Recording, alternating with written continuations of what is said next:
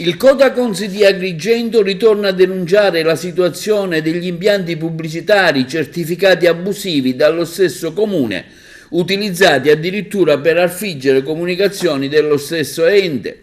Quando diciamo e scriviamo è l'evidenza, è davanti agli occhi di tutti. Il 13 aprile del 2021 abbiamo segnalato, continua il Codacons nel suo comunicato stampa, all'amministrazione comunale alcuni impianti pubblicitari abusivi. Abbiamo chiesto il ripristino della legalità. Il 5 giugno sempre del 2021, dopo aver certificato dallo stesso comune che avevamo ragione, a distanza di appena 50 giorni, avevamo affermato che il risultato era sotto gli occhi di tutti, avevano iniziato a dismettere gli impianti da noi segnalati e avviato il ripristino della legalità.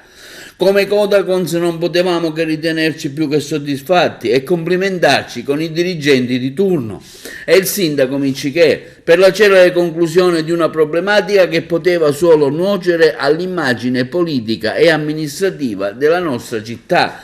Poi tutto si è fermato, continua il comunicato stampa del Codacons. Per i vertici dell'amministrazione comunale la causa era dovuta alla carenza di fondi. Oggi, a distanza di oltre un anno, gli impianti che non si erano disinstallati, caricando le spese a chi li aveva installati abusivamente, così come dice la normativa, alcuni dei quali in piena zona A, al villaggio Mosè, sono ancora al loro posto e vengono addirittura utilizzati dallo stesso ente per pubblicizzare comunicazioni del comune, come dire il comune è il primo ente abusivo. Questa è la segnalazione del Codacons, nella speranza che il comune si attivi alla dismissione degli impianti pubblicitari abusivamente installati.